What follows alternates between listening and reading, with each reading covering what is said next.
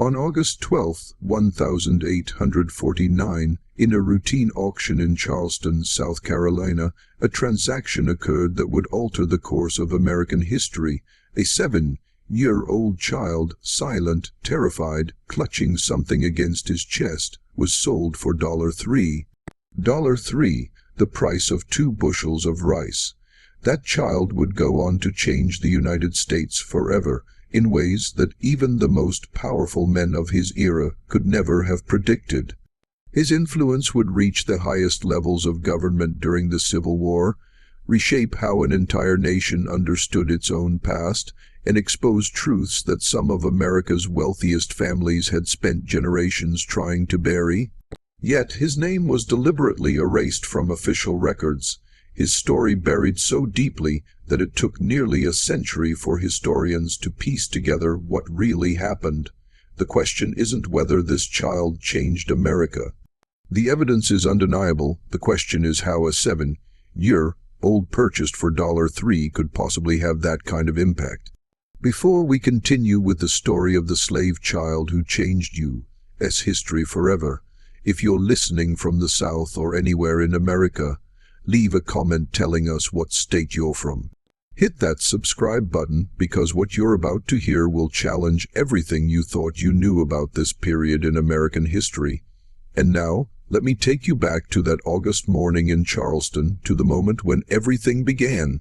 Charleston in 1849 was a city of contradictions. The harbor bristled with merchant ships carrying cotton, rice, and indigo to distant ports, their sails bright against the humid southern sky. Grand mansions lined the Battery, their piazzas catching the sea breeze, while just blocks away, the slave markets operated with the efficiency of any other commercial enterprise. The city's prosperity depended entirely on the labor of enslaved people, yet the white residents spoke of honor, heritage, and gentility, as if these virtues could exist separately from the system that enriched them. The auction house on Charma Street was unremarkable, a 2-story brick building with barred windows and a courtyard where people were displayed like livestock before being sold. Samuel Ruddled, the auctioneer, had operated the business for 15 years. He prided himself on maintaining detailed records, noting not just names and prices, but also skills, physical characteristics, and any distinguishing features that might affect value. His ledgers were meticulous, each entry written in his careful hand. On that August morning, the heat was oppressive, the kind of heat that made clothing stick to skin and turned the air thick as soup. Ruddled had 12 people to sell that day, ranging in age from 14 to 45. Most were field hands from a plantation in the low country that had fallen into debt. Standard merchandise, he called them in his private notes. The child arrived separately, brought in by a trader named Harrison Vance, who worked the coastal routes between Savannah and Charleston. Vance was known for finding unusual cases, people with specialized skills, those who could read or had training and craft that commanded higher prices. But this child was different.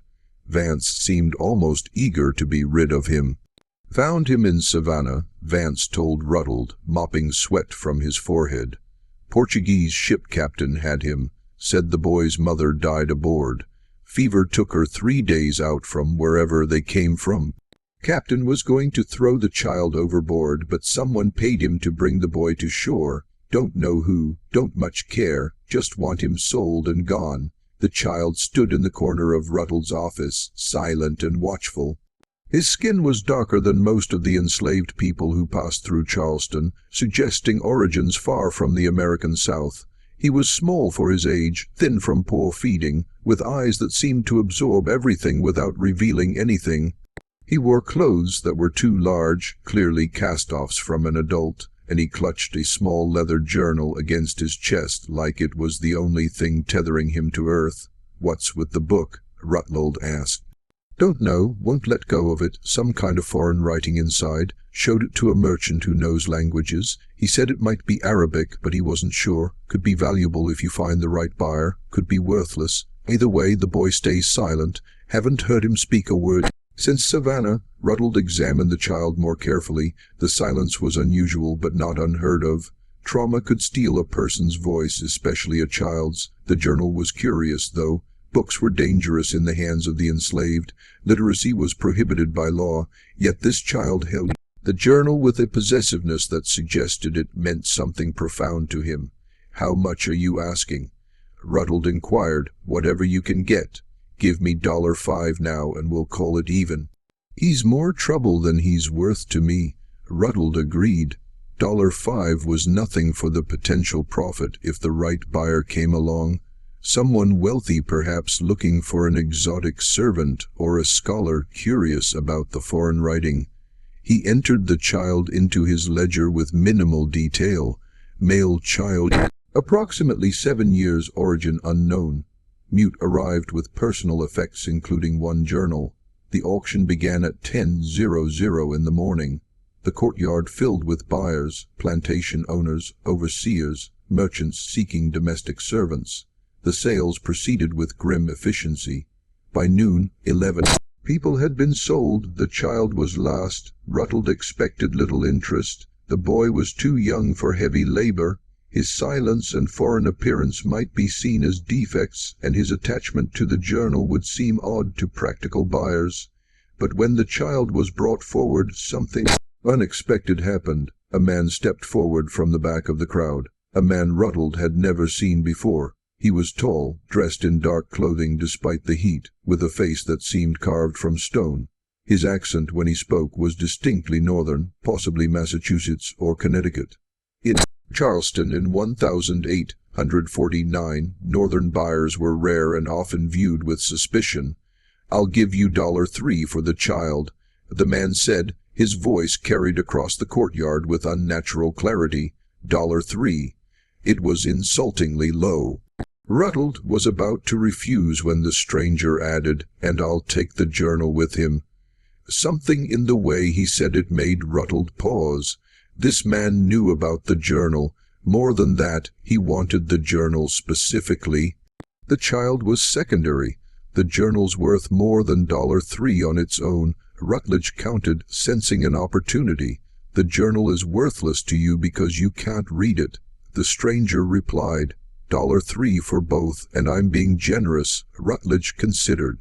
He had $12 invested in the child, counting what he'd paid Vance, and the cost of feeding and housing him for a week.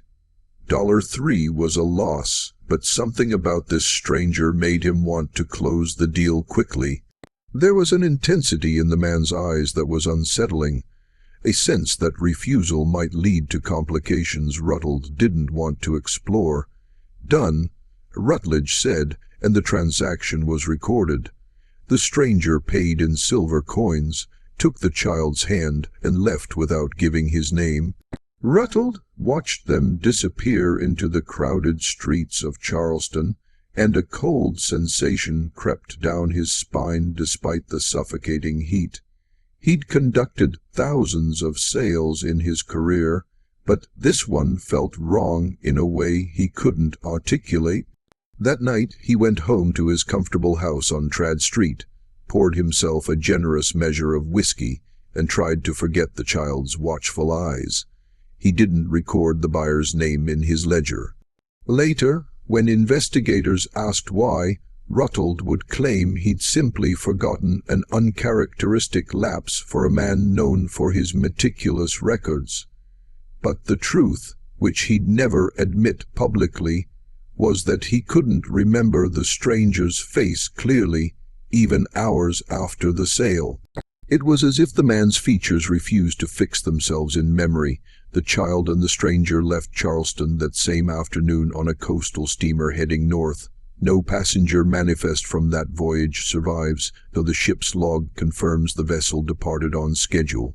The steamer made stops in Wilmington, Norfolk, and Baltimore before continuing to Philadelphia. Somewhere along that route, the child and the stranger disembarked. Where exactly and what transpired during that journey would remain unknown for over a decade.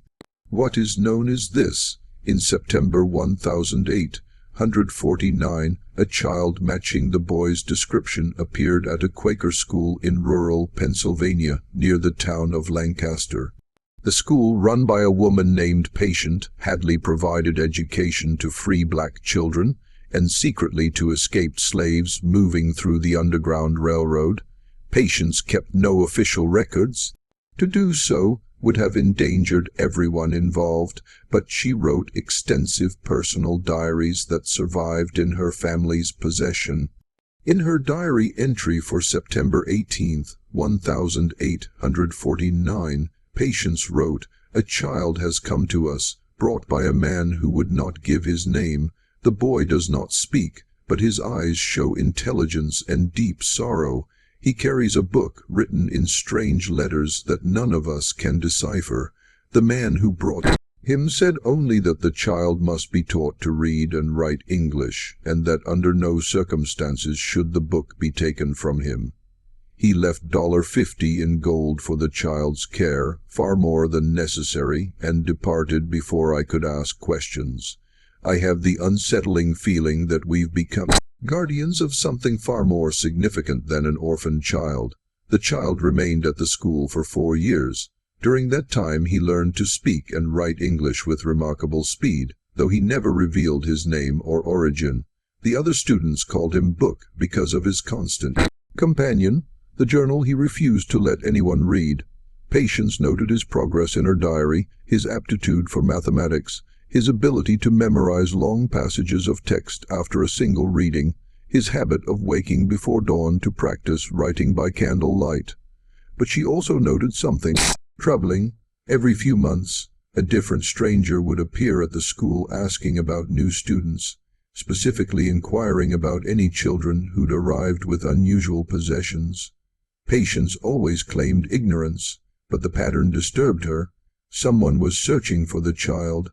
Multiple someone's, in fact, working independently of each other. In May 1853, when the child was approximately 11 years old, Patience made a decision that would alter the course of his life. A traveling scholar had come through Lancaster, a man named Dr. Edwin Hartwell, who specialized in ancient languages and worked for a private library in Philadelphia. Patience showed him the journal, hoping he might identify the language and perhaps help the child understand what his mother had left him. Dr. Hartwell examined the journal for 3 hours. When he finally looked up, his face had gone pale. "Where did you get this?"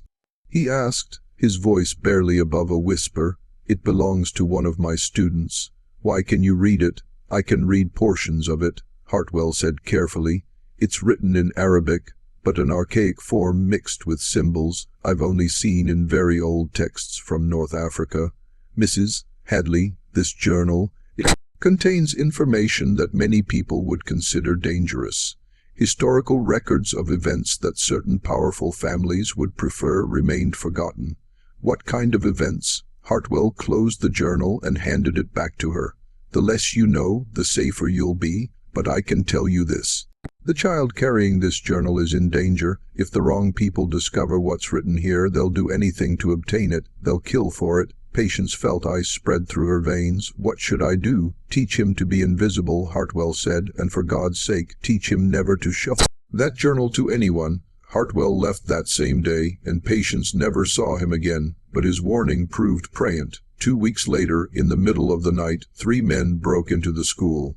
They ransacked the building, searching every room, questioning the children roughly about a boy with a foreign book. Patience and the older students drove them off with hunting rifles, but the message was clear.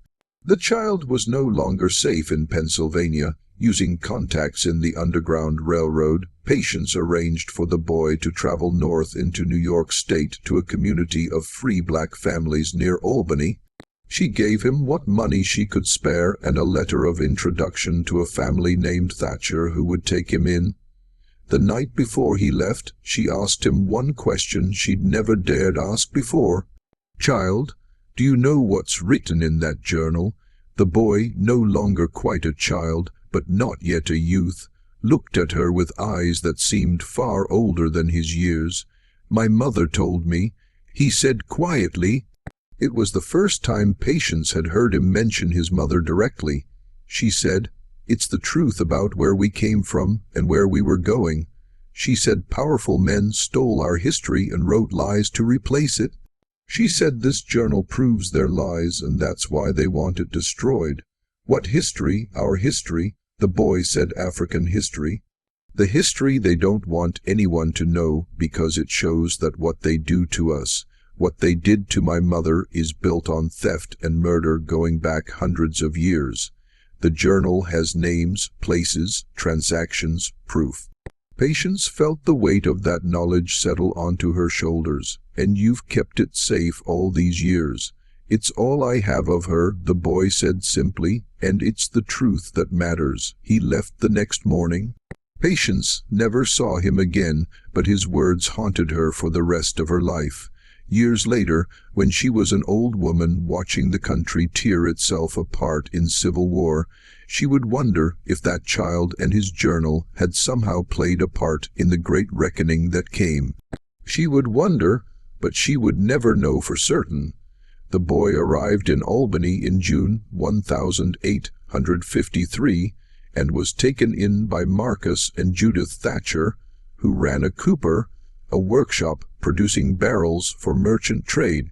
Marcus was a free black man who'd purchased his freedom 20 years earlier. Judith had been born free in New York. They had no children of their own and welcomed the boy into their home, asking no questions about his past. The boy, who finally chose a name for himself, Thomas Freeman, symbolizing both freedom and a fresh beginning, proved valuable to the cooperage. He had clever hands and a mind for mathematics that allowed him to calculate volumes and measurements faster than Marcus could with his traditional methods. The business prospered, but Thomas never forgot Dr. Hartwell's warning or the men who'd ransacked Patience Hadley's school. He kept the journal hidden in a waterproof oilskin pouch buried beneath the cooper's floor. He told no one about it, not even the Thatchers, who treated him like a son. Albany in the 1850s was a city of intense political activity. The debate over slavery consumed the nation, and New York was divided between those who supported abolition and those with economic ties to the South. The Underground Railroad ran through the city, and both sides watched carefully for any advantage. Thomas listened to the debates in the streets and read newspapers whenever he could. He understood that the country was moving toward catastrophe, and he understood why the system his mother had died in, the system that had nearly destroyed him, was unsustainable. It would either be dismantled or it would tear the nation apart. In 1857, the Supreme Court issued its decision in the Dred Scott case, declaring that black people could never be citizens. Thomas was 14 years old when he heard the news. That night, for the first time in years, he took out his mother's journal and read it again by candlelight. The journal was organized in sections, some written by his mother, others apparently copied from older sources she'd had access to. The earliest entries dated back to the 1700s and documented transactions between European traders and African merchants, transactions that had been systematically misrepresented in official records to justify the slave trade. His mother had somehow obtained access to ledgers, letters, and bills of sale that showed the deliberate manipulation of documentation to transform legitimate prisoners of war and criminals into supposedly permanent cattle. But there was more. Tucked into the later pages were names, American names, families in Charleston, Richmond, Savannah, and New Orleans, who'd built their fortunes on the slave trade, and who'd gone to extraordinary lengths to conceal certain aspects of their involvement. His mother had listed dates of specific crimes, murders made to look like accidents, documents forged to claim ownership of free people, conspiracies to capture and sell free black children. Thomas realized his mother must have worked in a household with access to private papers, perhaps as a domestic servant for a merchant or trader. She'd copied these records secretly over years, documenting evidence that could destroy powerful families if it ever became public. No wonder people were hunting for the journal. It wasn't just historical record, it was a weapon. Thomas made a decision that night. He would wait. He would keep the journal safe until the moment was right, until the country was ready to hear what it contained. He was young, but he was patient. He could afford to wait. The years passed. Thomas grew into a young man. The Thatchers' cooperative continued to prosper, and Thomas became Marcus' full partner. He saved money carefully, invested wisely, and by 1860, at 17 years old, he owned a small house of his own. He'd learned to read and write fluently in English, and he taught himself mathematics advanced enough to handle complex accounting. To anyone who knew him, he was simply a successful young craftsman and businessman. But beneath that surface, Thomas was preparing. He corresponded with former students from Patience Hadley School who'd scattered across the North. He made contacts with abolitionists and journalists. He carefully researched the families named in his mother's journal, confirming that they still existed and still held power. And then, in April 1861, Confederate forces fired on Fort Sumter, and the nation erupted into war. The Civil War transformed everything. In Albany, young men enlisted in Union regiments with patriotic fervor. The Cooper's business shifted to producing containers for military supplies, gunpowder kegs, food barrels, water casks. Thomas was exempt from military service because his work was considered essential to the war effort, but he watched friends and neighbors march south, many never to return. In the chaos of war, information became currency. Both sides needed intelligence about the enemy's resources, leadership, and weaknesses. The Union government established networks of spies and informers throughout the South, while Confederate agents worked in northern cities to gather information and sabotage Union efforts. In November 1862, a man appeared at Thomas's door. He introduced himself as Colonel Isaac Brennan, working for the War Department in Washington. Brennan was looking for information about Southern families, their finances, their business dealings, anything that might reveal Confederate supply networks or hidden assets. "I've heard you might have access to historical records about certain Charleston families," Brennan said carefully, watching Thomas's face. Records that could prove useful to the Union cause. Thomas's blood ran cold. How had this man learned about the journal? Had someone from his past talked, or was this simply luck or tragedy that the one secret he'd guarded so carefully had been discovered at the worst possible moment? "I don't know what you're talking about," Thomas said. Brennan smiled, but there was no warmth in it. "Mr. Freeman, I don't think you understand the situation. We're at war. The president has suspended habeas corpus. I could have you arrested right now and search your property without a warrant. But I'd rather we work together. The information you have could help us end this war faster. It could save thousands of lives. Who told you about me? That's not relevant. What's relevant is that journal you've been hiding since you were 7 years old. The journal your mother died protecting. Don't you think she'd want it used to destroy the system that killed her?" Thomas felt trapped. Everything Brennan said was true. His mother had wanted the journal to be revealed. But timing mattered. If the journal was revealed too soon or in the wrong way, it might cause more harm than good. The families named in it were powerful. They had connections in government, in banking, in the military itself. Expose them recklessly, and they'd find ways to bury the evidence and destroy anyone associated with it. "I need time to think," Thomas said. "You don't have time," Brennan replied, "but I'll give you 3 days. After that, I'll return with a warrant and soldiers." Brennan left. Thomas stood in his empty house, feeling the weight of 15 years of secrecy pressing down on him. That night, he retrieved the journal from its hiding place and sat at his kitchen table, reading by lamplight until dawn. His mother's handwriting filled the pages, small and careful, each entry a testament to her courage and determination to document truth despite tremendous danger. One passage struck him with particular force. His mother had written, "They believe we are nothing. They believe we have no history worth remembering, no records worth preserving. They believe they can erase us from human memory. This journal is proof they're wrong. Whoever reads this, my son, if you survive, or anyone else who finds it, use this knowledge wisely. Truth is a weapon, but weapons can wound the wielder. Choose your moment carefully. Choose your moment carefully." His mother had known the journal's power and its danger. Thomas made his decision. He would give Brennan the journal, but not the original. Over the next 2 days, working through night and day, Thomas created a careful copy of the journal, transcribing every entry into a new ledger in his own handwriting.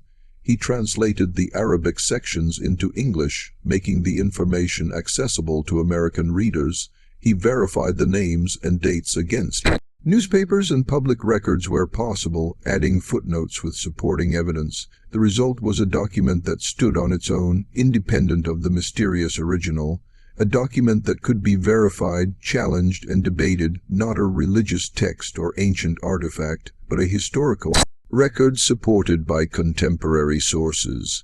When Brennan returned on the 3rd day, Thomas gave him the transcript along with copies of the supporting documents he'd compiled. "Where's the original?" Brennan demanded. "Safe," Thomas said. "If you want the information, that transcript contains everything you need. Names, dates, transactions, all documented, all verifiable. Use it however you think best for the Union cause." Brennan examined the transcript carefully. This could embarrass some very important people. Some of these families still have influence in Washington. Then perhaps that influence needs to be challenged, Thomas said quietly. Brennan looked at him for a long moment, then nodded slowly. "Perhaps it does. Thank you, Mr. Freeman. You've done your country a service." He left with the transcript. Thomas watched him disappear down the street, feeling both relief and apprehension. He'd given away his mother's secret, the burden he'd carried since childhood, but he'd done it on his own terms, in his own way. The original journal remained hidden, safe for future generations if needed. The information within it was now in the hands of people who could use it. Whether they would use it wisely remained to be seen. For 3 months, Thomas heard nothing. The war continued its brutal course. Battles raged across Virginia and Tennessee, and casualty lists filled newspaper pages. The transcript he'd given Brennan seemed to have disappeared into the bureaucracy of wartime Washington. Then, in February 1863, strange things began to happen. A fire broke out in the warehouse next to Thomas's cooperage. Not a large fire, easily controlled but suspicious in its timing and location. An investigation suggested arson, though no perpetrator was ever identified. A week later, Thomas noticed he was being followed. Different men at different times, always keeping their distance, but always there. When he confronted one of them, the man claimed to be a federal marshal investigating Confederate sympathizers. When Thomas demanded to see credentials, the man disappeared into a crowd. Letters Thomas sent to friends in other cities went missing. Letters sent to him arrived opened, clearly read by someone before delivery. His business began to suffer as longtime customers suddenly canceled orders without explanation. Marcus Thatcher, now in his 60s, noticed the changes and confronted Thomas. "What have you gotten yourself into, son?" Thomas told him everything: the journal, the sale in Charleston, the years in hiding, the transcript given to Colonel Brennan. Marcus listened without interruption, his weathered face growing more concerned with each revelation. "You poked a hornet's nest," Marcus said when Thomas finished. "These powerful families you've documented, they're not going to let themselves be exposed without a fight.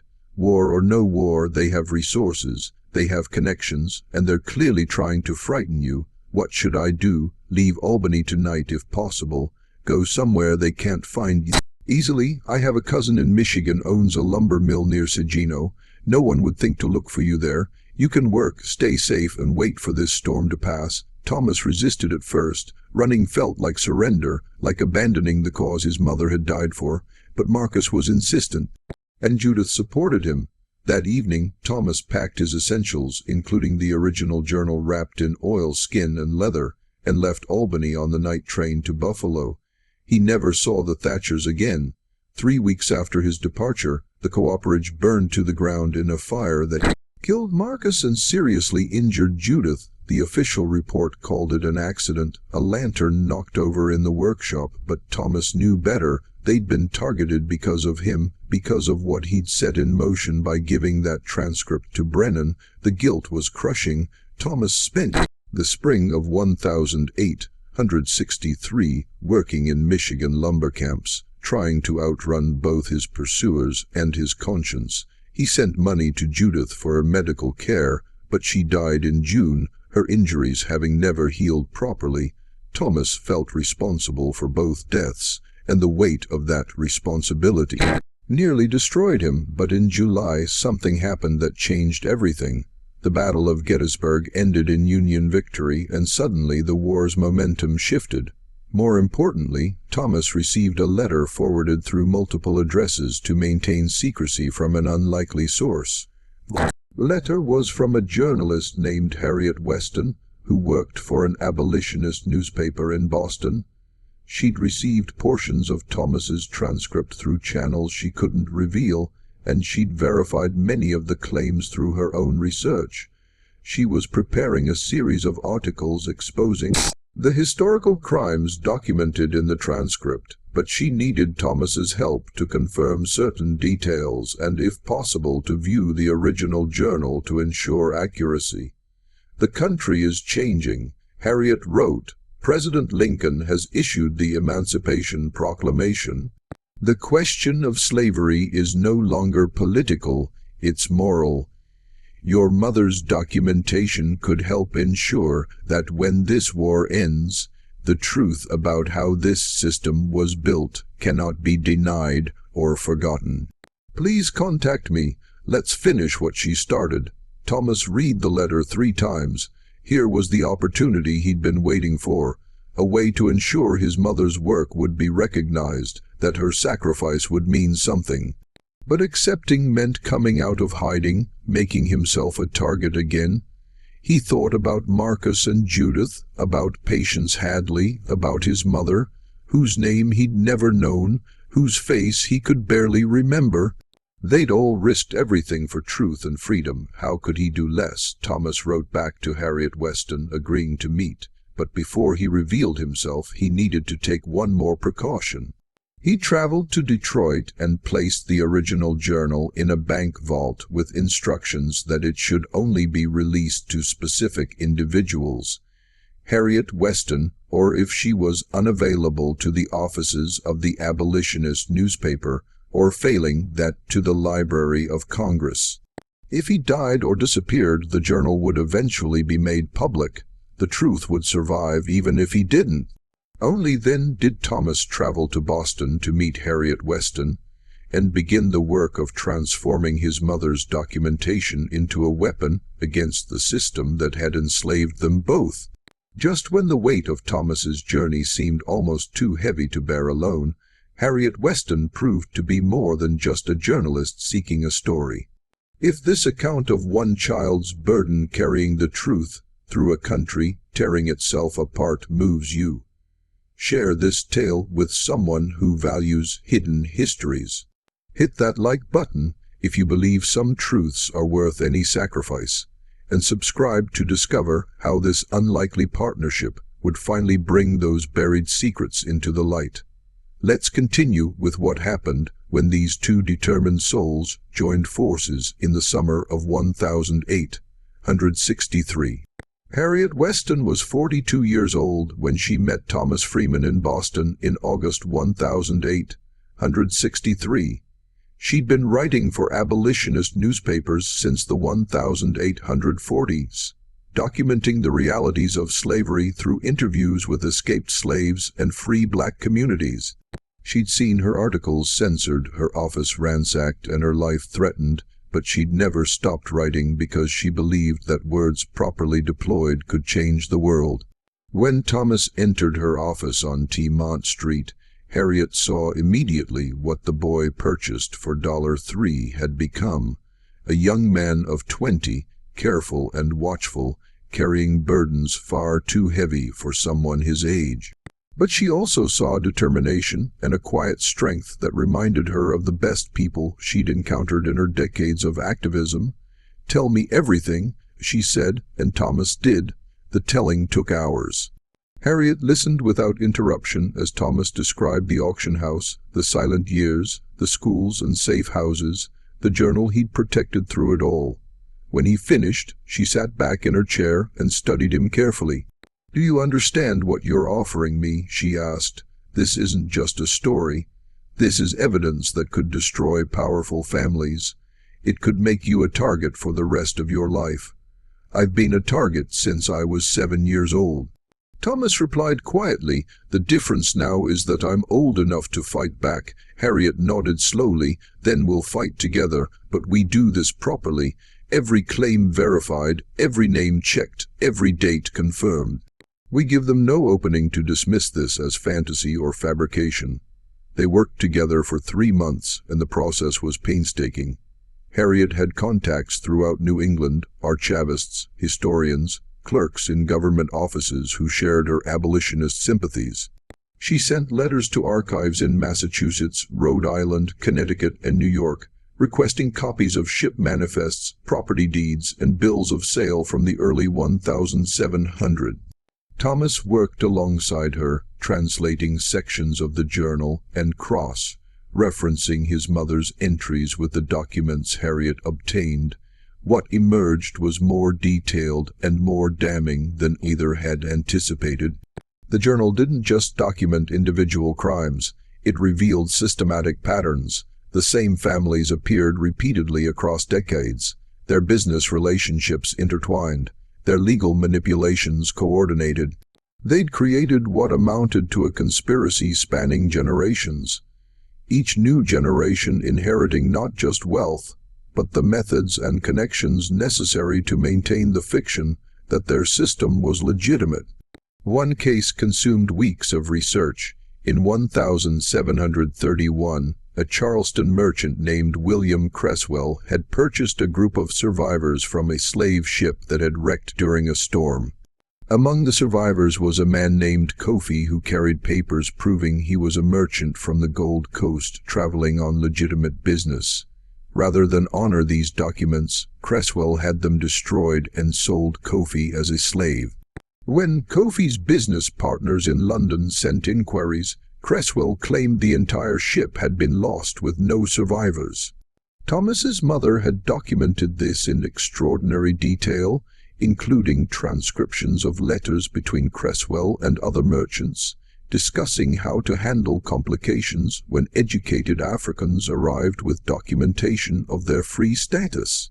The letters revealed a deliberate strategy: destroy the papers, isolate the individuals, sell them quickly to inland plantations where they'd have no access to ports or legal assistance, and maintain plausible deniability if questioned. Harriet traced Creswell's descendants. The family still existed in 1863, now prominent in South Carolina banking and politics. One of William Creswell's great-great-grandsons was serving as a Confederate officer. The wealth that financed his education and position traced directly back to his ancestors' fraud. "This is what we need," Harriet said, studying the documentation spread across her desk. "Not just historical crimes, but direct lines connecting past fraud to present power. Show people that this isn't ancient history. It's the foundation their contemporary world is built on." By October, they had compiled enough material for a series of 5 articles. Harriet's editor at the newspaper, a cautious man named Edmund Pierce, read the first draft and went pale. "Harriet, These are serious accusations against families with considerable influence. Some have relatives in Congress. Are you absolutely certain of your sources? Every fact has been verified, Harriet assured him. Every name, every date, every transaction. Thomas's mother didn't document rumors. She documented crimes she had direct evidence of. And if they sue us, then we'll produce the evidence in court. That might be the best outcome, a public forum to present everything we've found. Pice struggled with the decision for a week before finally agreeing to publish. The first article appeared on October 15, 1863 under the headline, Foundations of Fraud, How America's Slave System Was Built on Systematic Deception. The response was immediate and violent. Within days, Harriet received threatening letters promising arson, assault, and murder. Someone threw a brick through her office window with a note attached. Lies have consequences. 2 men attempted to force their way into her apartment. Only the intervention of neighbors who heard her screams prevented worse. Thomas faced similar harassment. Men followed him openly now, not bothering to hide their surveillance. His landlady, frightened by the attention, asked him to leave. He moved 3 times in 2 weeks, each time finding new lodgings, only to be forced out again when his pursuers located him. But the articles also found defenders. Abolitionist societies throughout New England reprinted them. Ministers cited them in sermons. Frederick Douglass himself wrote a response praising the documentation and calling for further investigation into the historical crimes revealed. The controversy grew so intense that it reached Washington. In November, Harriet received word that a congressional committee wanted to examine the evidence. Some committee members were genuinely interested in historical truth. Others wanted to discredit the articles and protect the families being accused. The summons arrived for Thomas in December. He was to appear before the Joint Committee on the Conduct of the War in January 1864, bringing whatever documentation he claimed supported his allegations. Thomas prepared carefully. He brought the transcript, now extensively annotated with supporting documents. He brought copies of ship manifests, property deeds, and court records that Harriet had collected. But he did not bring the original journal. That remained in Detroit in a bank vault protected by legal arrangements that would make it public if anything happened to him. The journey to Washington took 2 days. Thomas traveled with Harriet and Edmund Pierce, who'd agreed to accompany them as a witness to the verification process they'd conducted. They arrived on January 10, 1864, in a capital city transformed by war. Soldiers filled the streets, hospitals overflowed with wounded men, and the atmosphere was tense with military urgency. The hearing took place in a committee room in the Capitol building. 13 congressmen and senators sat in judgment, their faces ranging from sympathetic to openly hostile. Gallery seats were filled with journalists, abolitionists, and representatives of the families being accused, all waiting to see how the testimony would unfold. Thomas stood before them and told his story. He spoke for 2 hours, describing the auction in Charleston, the journal his mother had protected, the verification process he and Harriet had conducted. He answered questions about specific entries, about his mother's possible sources, about how a domestic servant could have accessed the private papers of merchants and traders. "My mother worked in households that dealt in this trade," Thomas explained. Over many years, she copied documents when opportunities arose. She understood the risk. She did it anyway because she believed the truth mattered more than her safety. Representative Thaddeus Stevens of Pennsylvania, the committee's most radical abolitionist, pressed for details. "And you've kept this journal safe for 15 years through multiple moves, through people hunting for it?" "Yes, sir. It was all I had of her, and it was the truth she died to preserve." But Senator James Harrow of Kentucky, a Democrat with family ties to Southern plantation owners, was less sympathetic. "Mr. Freeman, you were 7 years old when you supposedly acquired this journal. How can we trust your memory of events from that time?"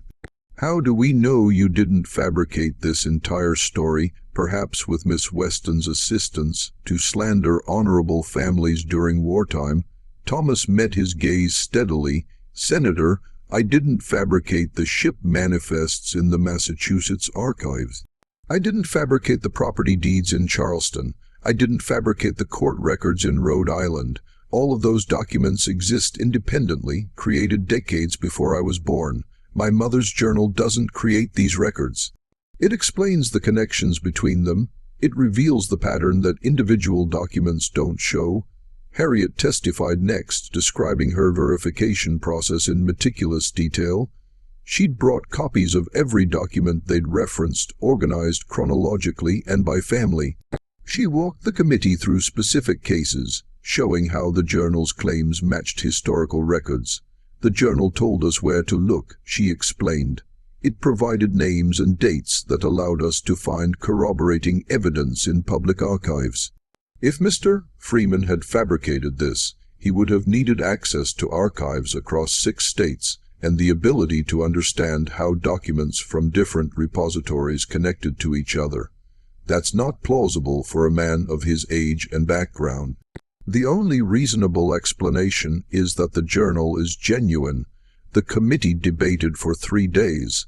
Some members wanted to dismiss the allegations immediately, calling them wartime propaganda designed to damage the Confederacy. Others recognized the historical significance of the documentation and called for further investigation. Finally, a compromise emerged. A small group of scholars, historians, linguists, and document experts would be allowed to examine the original journal under controlled circumstances. If they could verify its authenticity, the committee would issue findings about its historical value. If they found evidence of fabrication, the matter would be closed and Thomas could face charges of fraud. Thomas agreed. In April 1864, he traveled to Detroit with 5 scholars, 2 congressional representatives, and a stenographer to document everything that occurred. They met at the bank where the journal was stored in a private room with guards outside to ensure security. The examination was exhaustive. Dr. Philip Ashbury, a historian from Harvard, analyzed the paper and comparing them to other documents from the early 1800s. Professor John Whitfield, a linguist specializing in Arabic, examined the script and language, looking for anachronisms or inconsistencies. Dr. Rebecca Chen, one of the few female scholars allowed to participate, studied the handwriting and compared it to known samples from the period. For 2 days, they tested every aspect of the journal. They examined the binding, the wear patterns on the pages, the way the ink had faded over time. They compared entries in the journal to historical events that could be verified through other sources. They looked for any evidence that the journal had been created recently and artificially aged. On the evening of the 2nd day, the scholars delivered their preliminary findings to the congressional representatives. Dr. Ashbury spoke for the group. "Gentlemen, we have examined this document as thoroughly as current methods allow. The paper is consistent with manufacturing techniques from the 1820s and 1830s. The ink matches formulations common in that period. The Arabic script shows characteristics of North African writing styles from that era. The wear patterns and aging are consistent with a document that has been handled carefully but repeatedly over several decades." "What about the content?" one representative asked. "The entries reference events and documents that have only recently been rediscovered in archives." Professor Whitfield explained information that would not have been accessible to the general public, and certainly not to a 7-year-old child in 1849. Some of the ships mentioned in the journal, we've verified their existence through port records that aren't widely available. The level of detail about trade practices, legal procedures, and family connections requires access to primary sources that Mr. Freeman couldn't possibly have had as a child. Dr. Chen added her assessment. The handwriting shows variation consistent with multiple writing sessions over an extended period. There are corrections, additions, changes in ink that suggests this wasn't created all at once. This is a journal that was compiled over time by someone with persistent access to confidential information. Everything about this document indicates authenticity. The congressional representatives looked at each other. One of them, a man who'd been openly skeptical of Thomas's claims, spoke quietly. "So, you're saying this is real, all of it?" "We're saying, Doctor." Ashbury replied carefully that this journal was created in the period it claims to represent by someone with extraordinary access to information about the slave trade, and that its contents can be verified against independent historical sources. Whether that makes it real in the sense of proving criminal conspiracy, that's a legal and historical judgment beyond our expertise. But as a historical document, yes, it's authentic. The news reached Washington within a week. The committee issued its findings in May 1864. The journal was genuine, the documentation credible, and the historical claims worthy of serious scholarly attention. They stopped short of calling for legal action. Too much time had passed, and the war made such proceedings impractical. But they acknowledged that the journal revealed disturbing patterns of fraud and systematic violation of human rights in the establishment of American slavery. The scholars' report changed everything. What had been controversial accusations became accepted historical fact. The families named in the journal could no longer simply deny the claims. They had to contend with verified documentation and scholarly consensus. Some families responded by trying to distance themselves from their ancestors' actions. They made public donations to Freeman's schools and hospitals, attempting to demonstrate that they rejected the sins of previous generations. Others retreated into angry denial, claiming that the standards of the past couldn't be judged by the morality of the present. A few families took more direct action.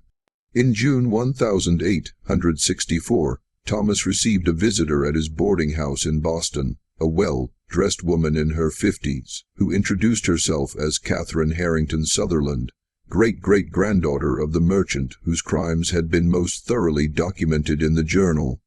"Mr. Freeman," she said, her voice carefully controlled, "I've come to apologize for what my ancestor did to yours."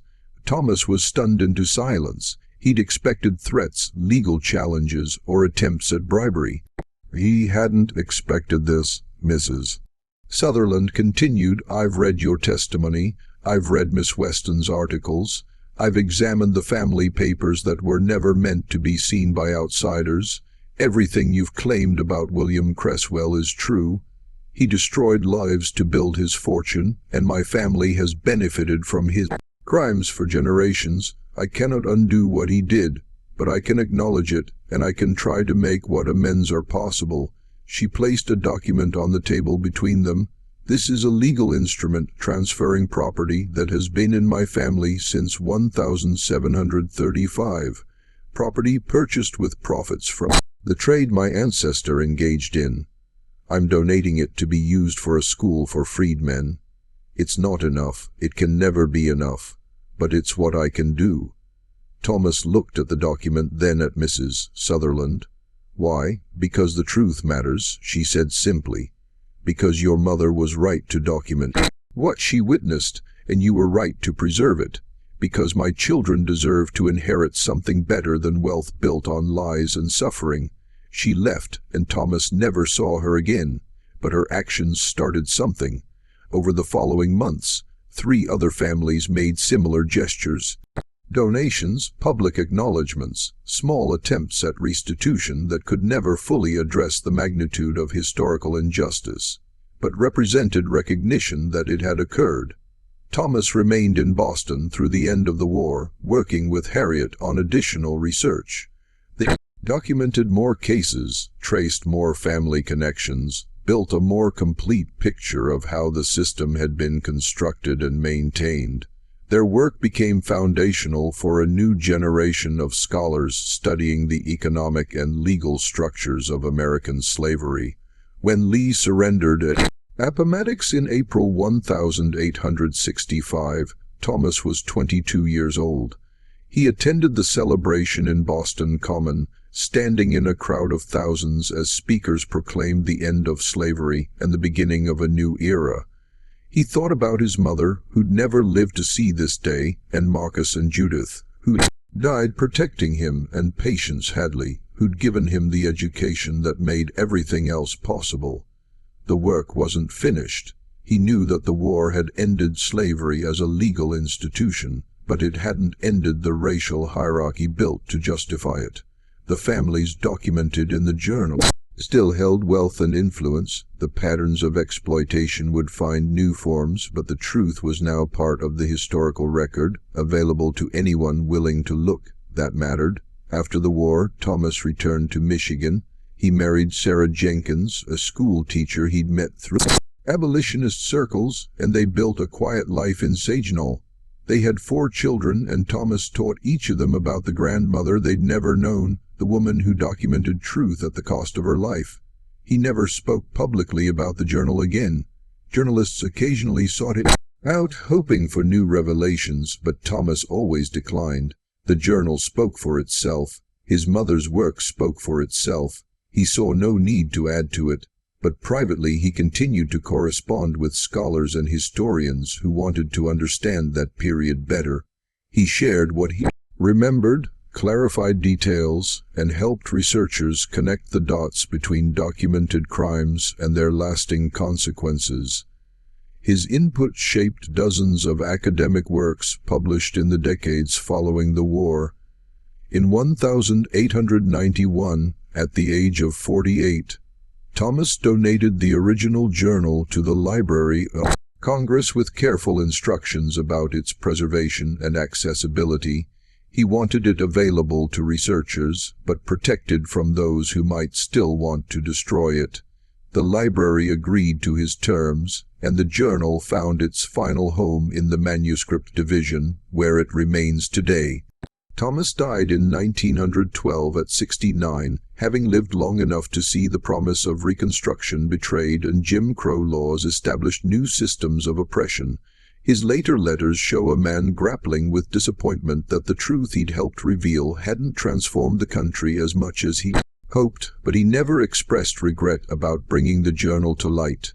The truth mattered, even when people chose to ignore it. Harriet Weston continued her journalism until failing health forced her retirement in 1887. She wrote dozens of articles and 2 books expanding on the research she'd done with Thomas, always crediting him as a collaborator and honoring his mother's courage. When she died in 1889, Thomas traveled to Boston for her funeral, one of hundreds of people whose lives she'd touched through her relentless commitment to truth and justice. The stranger who purchased Thomas in Charleston remained an enigma. Despite decades of research, neither Thomas nor subsequent historians ever identified him. Some speculated he was an abolitionist working underground. Others suggested he might have been a member of a secret society dedicated to preserving dangerous knowledge. Thomas himself believed the man had known exactly what the journal contained and had recognized that a child would be the safest guardian for such explosive information. But he never knew for certain, and the mystery became another thread in an already extraordinary story. Samuel Rutledge, auctioneer, died in 1873, having lost everything in the war. His auction house burned during Union occupation, and most of his records were destroyed. The single ledger page recording Thomas's sales survived only because Rutledge had kept it separately, perhaps sensing even then that this particular transaction was different from all the others. After the war, when investigators questioned him about certain sales, he produced that page, never realizing he was documenting the origin point of a story that would help unravel the system he'd profited from. The families documented in the journal faced varying fates. Some, like the Harringtons through Catherine Sutherland, acknowledged their ancestors' crimes and attempted restitution. Others fought the allegations until their dying days, spending fortunes on lawyers and public relations campaigns that ultimately failed to erase the historical record. Several families simply disappeared from public life, their names vanishing from society registers as they retreated from scrutiny. By the early 1900s, Thomas Freeman's story had become something of a legend in African American communities. The child sold for $3 who'd helped expose the fraudulent foundations of slavery. But the full details were largely forgotten by the broader public until the civil rights movement of the 1960s brought renewed interest in hidden histories. In 1968, researchers at Howard University rediscovered the journal in the Library of Congress archives. They published the first complete translation, making the contents accessible to readers who couldn't read Arabic. The publication sparked new scholarship examining the economic and legal structures of slavery using Thomas's mother's documentation as a primary source. Thomas's descendants, still living in Michigan, watched this renewed interest with mixed feelings. They were proud of their ancestors' courage, but also aware that the work he'd started remained unfinished. The systems he'd exposed had evolved, but they hadn't disappeared. The truth he'd helped preserve was still needed, still relevant, still challenging Americans to confront their history honestly. The journal itself remains in the Library of Congress, its pages fragile but legible, available to researchers who make appointments to study it. Every few years, someone discovers a new detail in entries, a new connection between documented crimes, and the historical record grows slightly more complete. What do you think about Thomas Freeman's journey and the sacrifice his mother made? Do you believe there are still hidden histories waiting to be discovered, stories deliberately buried because the truth would challenge powerful interests? Leave your thoughts in the comments below. If this story moved you, share it with someone who values hidden American histories. Hit that subscribe button and ring that notification bell to hear more stories like this. Stories about ordinary people who changed history in extraordinary ways. Thank you for staying with us through this entire journey. Until the next story, remember that history isn't just what happened. It's also what we choose to remember and what we fight to preserve. Keep questioning, keep searching for truth, and keep honoring those who came before us.